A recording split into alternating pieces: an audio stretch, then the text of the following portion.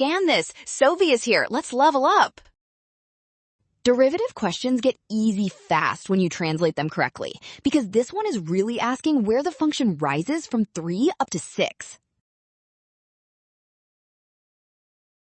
We need some x where f of x equals 6, and since f of 0 equals 3, that means the change from 0 to x must be exactly 3. Nice, that reframes everything.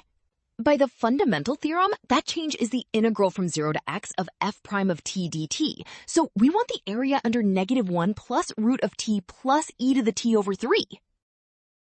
Now compare intervals until that accumulated area reaches 3. It happens for some x between 3 and 4, so option A is guaranteed.